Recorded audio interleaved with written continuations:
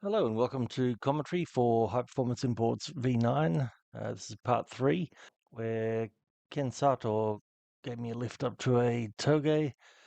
I don't remember precisely where it was, but I know it wasn't very far from his workshop, so I think it's somewhere in Saitama. Someone can probably tell me exactly where it is. But the great thing about this Togue is that, unlike almost every other one I'd been to, it was really well lit. It wasn't quite so deep in the mountains as a lot of them are. It was actually a fairly major road, it seemed, and there were streetlights everywhere. Also, they were really only using one big corner, which made it very easy to film. I just climbed up on a wall on the outside, and I could film everything from start to finish, which made it very easy. One thing that was difficult, though, is they asked me to hide the number plates, which is not something they'd ever asked me to do before. And back then, using Final Cut Pro, there wasn't really an easy way to do that. I had to just add a sort of a blurry black box over their number plates, which I then moved around on the screen as the cars moved around. These days, there's much easier ways to do it, but that was all I could come up with at the time.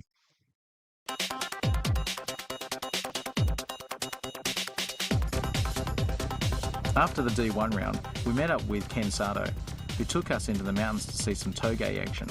We drove up in his red wide-body S15, which he bought specifically for Togue use. At this Togue, we found several members of Team Risky, which is the club Tatani started drifting in. Ken knows the club leader and discusses the course before going out for a few test runs. Though we don't sell this DVD in Japan, one of the drivers asked us to cover the number plates for this segment. There are about 10 cars waiting in the car park next to a closed restaurant. There are plenty of spectators too, who came along in the back of a van.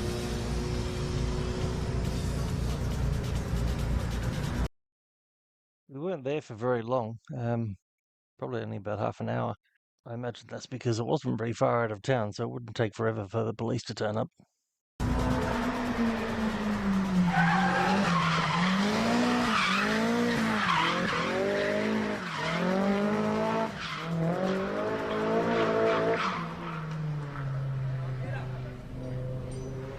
When Ken hit the main corner, we soon realised we weren't the only ones with cameras.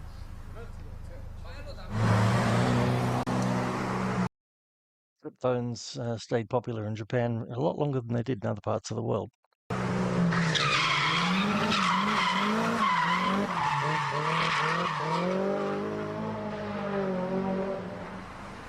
Not wanting to be left out, the team leader changes to his drift tyres.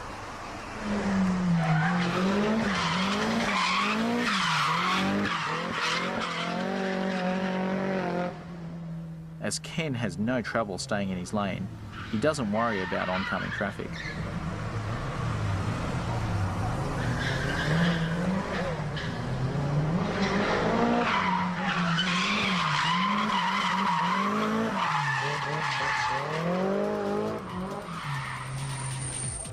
Feeling the pressure to perform, some other team members get ready too.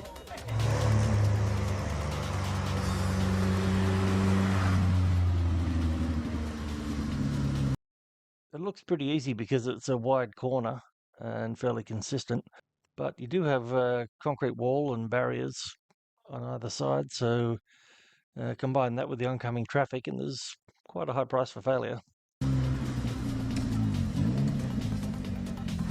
The team leader's car is an awesome 180SX with deep dish bulk rims and over 400 horsepower from the SR20.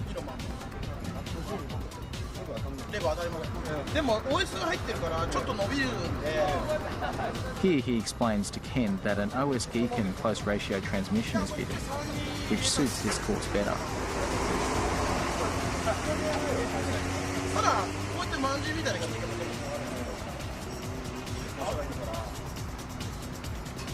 Soon the cars are ready for some team drifting. Naturally, the leader goes first, followed by Ken and then 4 more cars.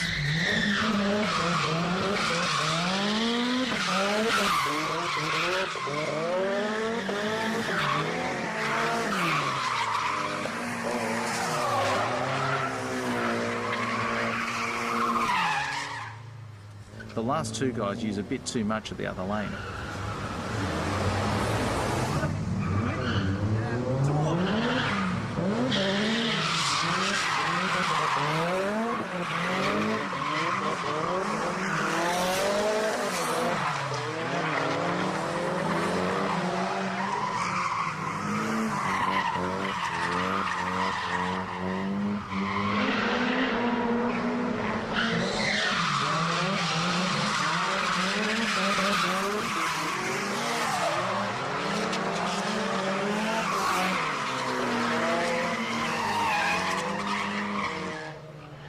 Surprisingly, it doesn't seem to bother the other traffic, probably because it's such a common sight here.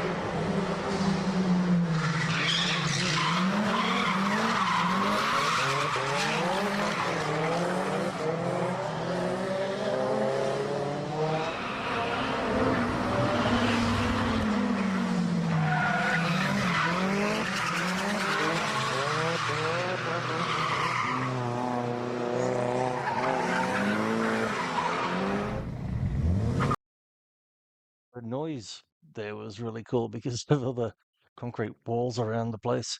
You could certainly hear the cars coming from a long way. By the time they finish, the tyres have gone well beyond the call of duty.